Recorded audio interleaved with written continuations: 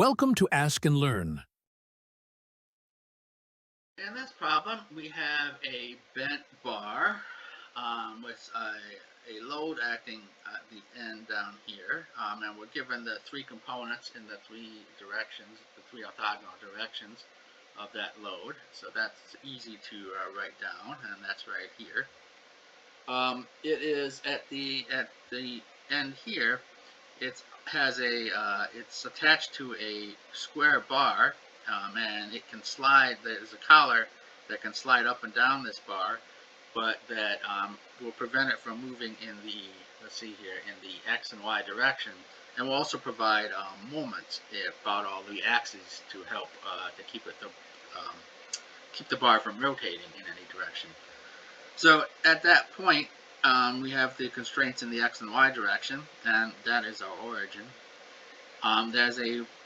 There's a ball right here that is basically providing a reaction force in the z direction, and that is 2 meters in the x direction away from the origin.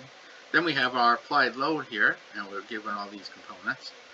And it is applied at 3 meters in the x direction and 2 meters in the z, minus 2 meters in the z direction. Again, let me check. Yeah, I just copied this down. And then we have the three components of moment at point A, at point A in the figure, which I've labeled M4 here. And we knew we can sum, and again I copied this down wrong, we need to make sure we add in our point moment, otherwise we're actually going to have way more equations than we have unknowns. So again, we have 1, 2, 3, 4, 5, 6 unknowns, 6 equations from our force and moment balance. So we can again just crank through the algebra, and we get that the reaction force at the collar is minus 300 newtons in the x direction, minus 500 newtons in the y direction, and 0 in the z, obviously, because it's free to slide. Then the force at the ball, where it's supported, is minus 400 newtons, and that is to be expected because it's basically carrying this load. And again, I think yeah, okay. I actually swapped my z-axis from what they have in the book, so this actually should be a minus. And let me go check, and this should be a plus. And let me check my solutions to see if I actually did change that. So let me find that. Problem 77 here. Let's see here. Yeah, I put that should be a minus. So let me swap that and crank through the algebra again. And yeah, this should be a plus. This is okay. This is okay. This is okay. Come to for y. So that should be, let's see here, minus, let's see here, minus 1,000, not minus 200. This should be minus 1,000 newton meters. And let me check to make sure I have the algebra correct. Where do we want to go here? Let's see here. Okay.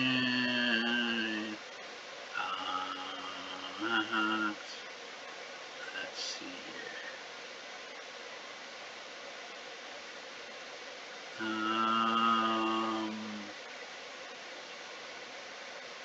Where is that? In here somewhere.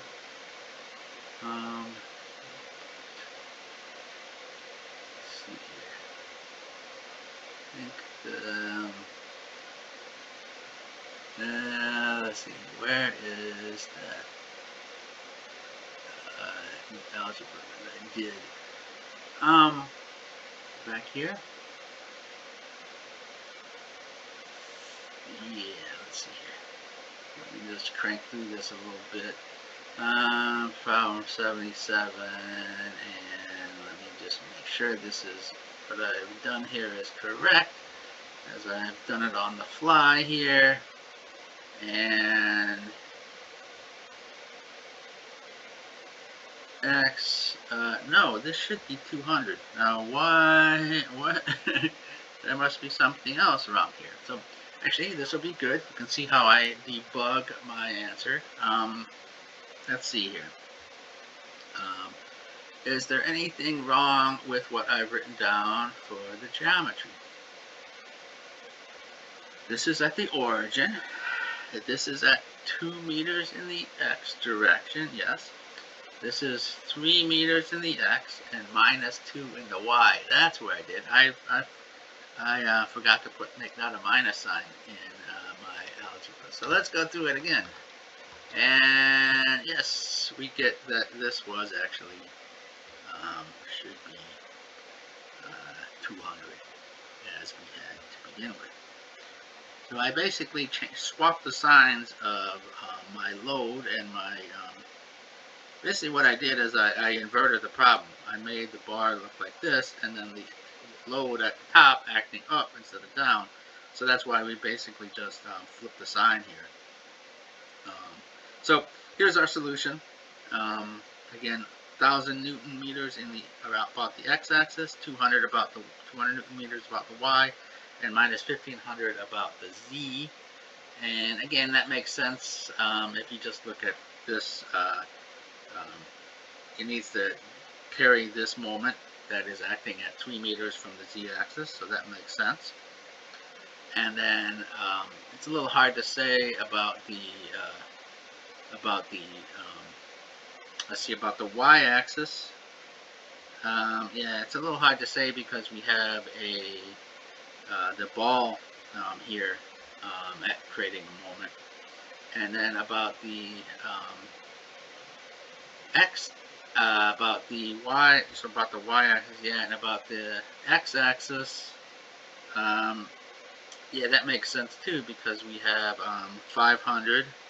And it is acting at a distance minus 2, so that needs to be reacted by that. So there we go. There's our answer.